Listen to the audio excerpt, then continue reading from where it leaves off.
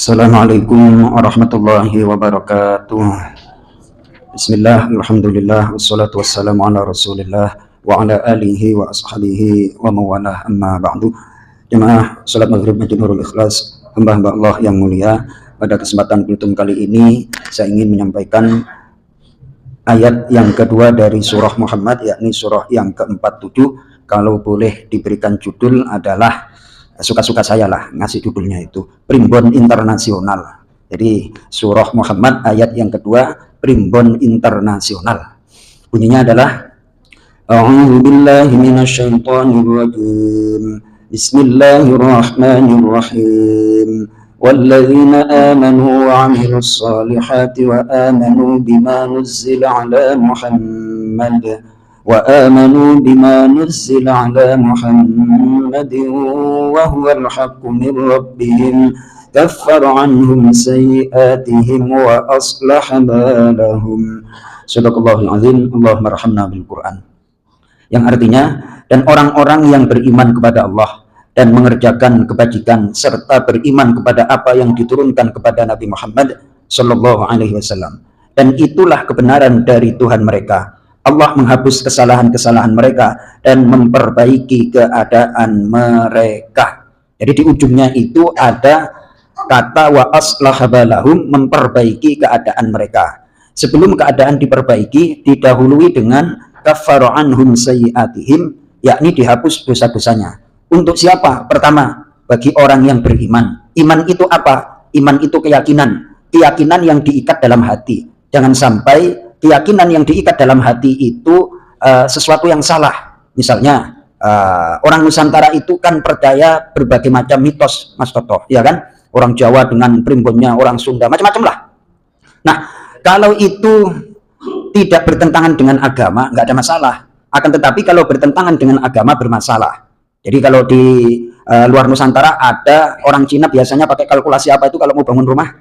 Feng Shui. Nah, itu sebenarnya harus dilebur, harus ditinggalkan. Seandainya mitos atau keyakinan itu diekspor, diimpor, kalau ke luar negeri apa namanya itu? Diekspor ke luar negeri pemahaman seperti itu, laku apa enggak Mas Soto? Ke orang Eropa aja lah. Orang Eropa, enggak laku kan? Primbon enggak laku. Enggak laku, karena enggak masuk akal. Nah, di sini orang beriman, kemudian beramal soleh. Amal soleh itu adalah amal yang sesuai dengan aturan agama. Ya, kalau kita banyak dosa, pantasnya apa Mas Toto? Banyak istighfar, bertaubat. Lah kalau kita dikasih rezeki yang banyak, pantasnya apa? Nah gitu. Sudah punya rezeki banyak, kemudian ditunda-tunda mulu untuk daftar haji, giliran sekarang waiting listnya 20, akhirnya putus.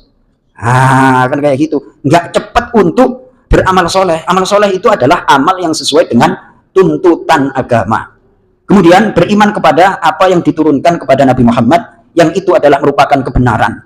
Jadi mulai problem pribadi, problem keluarga, problem masyarakat, sampai negara, antar negara, itu ada petunjuknya semuanya dalam Islam. Mulai dari bangun tidur sampai tidur lagi, ada tata caranya.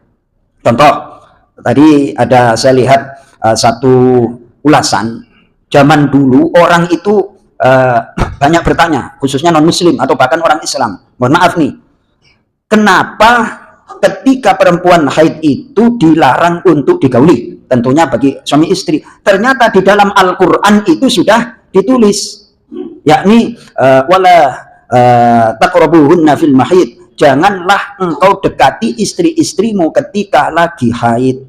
Perempuan itu lagi haid, jiwanya nggak stabil, nggak stabil, sen kiri belok maka lah, terus kondisinya seperti itu, suaminya nggak ngerti, akhirnya dibawa perasaan lah orang. Makanya warning ini dari Al-Quran, perempuan itu kalau lagi haid, jangankan orang lain, dirinya sendiri aja sulit untuk dikontrol.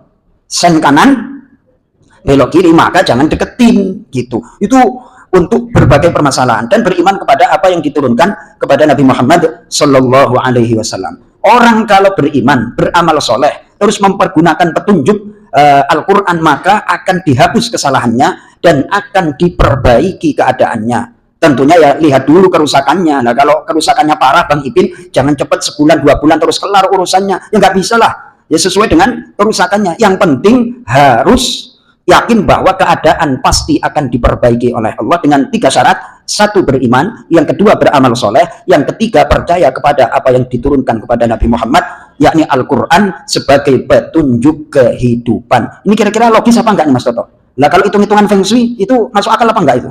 Nah, masuk akal. Nah ini saya bawakan ayat ini, itu saya sampaikan sering. Coba itu yang punya keyakinan primbon hitung-hitungan, ya kan? Kalau mereka kalkulasi, oh ini harus akad nikahnya hari Rabu misalnya, terus acara jam 2, undangan kira-kira dia datangin apa enggak itu?